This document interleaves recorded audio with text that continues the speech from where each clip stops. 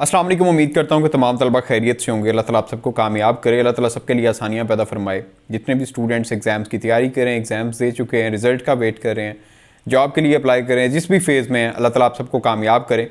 Channel पर अगर नए हैं तो काइंडली चैनल को सब्सक्राइब कर लीजिएगा, वीडियो को लाइक कर दीजिएगा और दोस्तों के साथ शेयर भी कर दीजिएगा। स्टूडेंट्स की कुछ बहुत सारी कन्फ्यूजन्स हैं, बहुत सारे सवाल होते हैं। उनमें से जो बहुत ज़्यादा हाईलाइटेड होते हैं, जो बहुत सारे स्टूडेंट्स का इशू होता है, फिर उस पर मैं कोशिश करता हूँ कि मैं वीडियो बना दूँ ताकि आप सबका फ़ायदा हो जाए।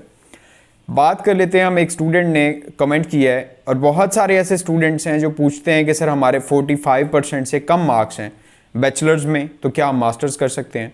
या सर हमारे 45% से कम मार्क्स हैं इंटरमीडिएट में, तो क्या हम बैचलर्स कर सकते हैं या बीए कर सकते हैं, जो एसोसिएट डिग्री प्रोग्राम कर दिया गया है? इस पे हम नेक्स्ट में एक वीडियो बना दूंगा। इसकी वैल्यू के बारे में भी एक स्टूडेंट ने कमेंट किया जो मुझे बड़ा अजीब लगा है, उस पर इंशाल्लाह ताला हम बात कर लेंगे। देखें, रेगुलर एडमिशन लेने के लिए आपका जो पॉलिसी है HEC की, और उसमें जो मार्क्स की रिक्वायरमेंट है वो है 45%, मिनिमम 45%। अगर आपके इंटरमीडिएट में मार्क्स होते हैं, आप BS में एडमिशन ले सकते हैं या रेगुलर ADP में एडमिशन ले सकते हैं। अगर आपके 45% मार्क्स ADP में BA BSc में हो तो आप रेगुलर मास्टर प्रोग्राम में MA और MSc प्रोग्राम्स में एडमिशन लेने के लिए एलिजिबल होंगे अकॉर्डिंग टू HEC रूल्स। अब हम नेक्स्ट बात कर लेते हैं कि जिनके इससे कम नंबर हैं वो लोग क्या करें, एडमिशन ले सकते हैं, नहीं ले सकते, या उनका क्या होगा? फर्स्ट ऑफ ऑल तो ये है, जो मेरी रिकमेंडेशंस हैं सब स्टूडेंट को, अगर आपके मार्क्स 45% से भी कम होते हैं, अगर आपने BA BSc की और आपके मार्क्स 360 से कम हैं, तो मैं रिक्वेस्ट करूंगा कि आप लोग इंप्रूव कर लें। अगर इंटरमीडिएट में आपके मार्क्स 495 से कम है, 494 नंबर्स भी हैं आपके, तो आप इंप्रूव कर लें। ये मेरी एक फर्स्ट सजेशन है, भाइयों वाला मशवरा है। आप लोग पहले इंप्रूव कर लें, अपने मार्क्स बढ़ाएं, देन आप अप्लाई करें, क्योंकि बाद में जब आप एडमिशन लेने लगते हैं किसी यूनिवर्सिटी में, वहाँ पे भी फिर मेरिट में आपका मसला बनता है। फिर आपके दिल में होता है कि यार काश हमने तब इंप्रूव कर लिया होता, लेकिन बाद में जाकर जो पछतावा होता है ना, लाइक अब अगर आपने इंटरमीडिएट कर लिया, आपने NOC ले ली बोर्ड से, आपने यूनिवर्सिटी में रजिस्ट्रेशन करवा लिया, आपने BA स्टार्ट कर दिया, ADP स्टार्ट कर लिए, एडमिशन आपने ले लिया हुआ है, बाद में जाके आपको जो पछतावा होना है कि यार काश मुझे वापस अपने बोर्ड में जाके इंप्रूव करने का ऑप्शन मिल जाए, लेकिन वो आपके पास नहीं होगा।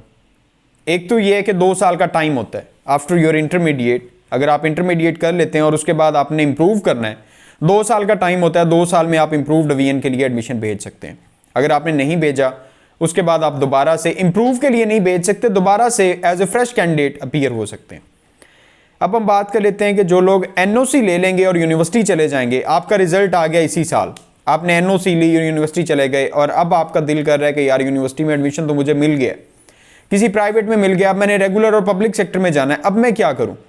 आपको NOC वापस लेके बोर्ड में रजिस्ट्रेशन नहीं होगी, किसी भी बोर्ड में आपकी रजिस्ट्रेशन नहीं होगी। ठीक है, आप लोगों ने इंटरमीडिएट कर लिया है। फर्स्ट तो इसमें यह है कि आप NOC वहां पे, जब आपने एक बोर्ड से NOC ले लिया है, उन्होंने नो ऑब्जेक्शन सर्टिफिकेट आपको दे दिया हुआ है, इंटरमीडिएट आपका कंप्लीट हो चुका है, वापस आप उस बोर्ड से नहीं कर सकते, ना इंप्रूव डिवीजन, ना ही एज ए फ्रेश कैंडिडेट।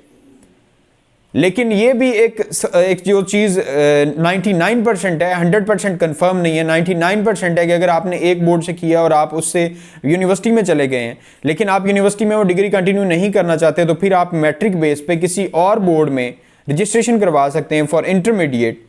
आप वहाँ से अपनी, लाइक आपने मैट्रिक किया था साहिवाल बोर्ड से, इंटरमीडिएट भी कर लिया आपने साहिवाल बोर्ड से, अब आप सेटिस्फाइड नहीं हैं, आप लोग दोबारा से इंप्रूव करना चाहते हैं या एज ए फ्रेश कैंडिडेट जाना चाहते हैं, लेकिन आपने वहां से NOC ले ली हुई है, आप इंटरमीडिएट की बेस पे वहां से जो आपने NOC लिया होगा, आप मैट्रिक की बेस पे लाहौर बोर्ड में न्यू रजिस्ट्रेशन करवा के इंटरमीडिएट कर सकते हैं। लेकिन ये भी एक टीचर ने मुझे बताया था, ये 100% कंफर्म नहीं है, बोर्ड से कंफर्म्ड ये नहीं है कि बोर्ड इस तरह से करता है या नहीं कर सकता, लेकिन ऐसा पॉसिबल भी है कि हो सकता है।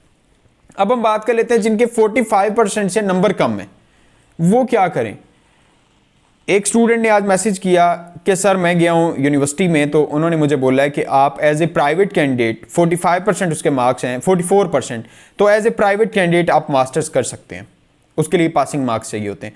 तो ये बिल्कुल 110% कन्फर्म है कि अगर आप एज ए प्राइवेट कैंडिडेट करना चाहते हैं, कोई रेगुलर सेक्टर ज्वाइन नहीं करते, कोई प्राइवेट सेक्टर, कोई पब्लिक सेक्टर, कोई यूनिवर्सिटी, कोई कॉलेज आप ज्वाइन नहीं करते और आप as a private candidate apply कर देते हैं, आपको डिग्री भी मिल जाएगी, आपका एडमिशन भी हो जाएगा।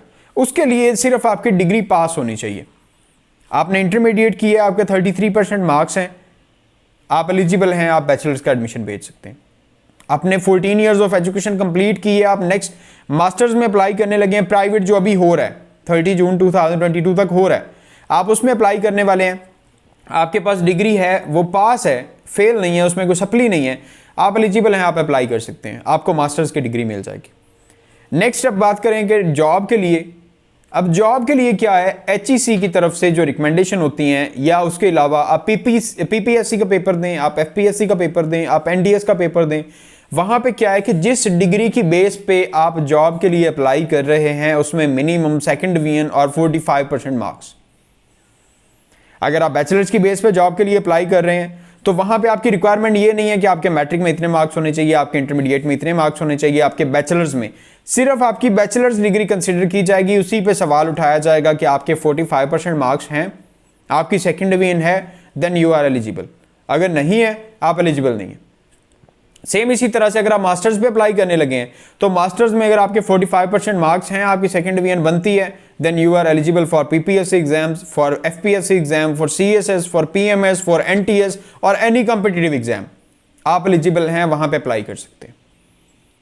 लेकिन अगर आपके 45% मार्क्स नहीं है, आप एलिजिबल नहीं है for those exams, for competitive exams या कुछ भी जहां पे आपने नेक्स्ट किसी भी आपने किसी भी गवर्नमेंट जॉब के लिए अप्लाई करना है तो 45% रिक्वायर्ड लाजमी है। लेकिन प्राइवेट स्टडी के लिए 33% रिक्वायरमेंट होती है, नॉट 45%।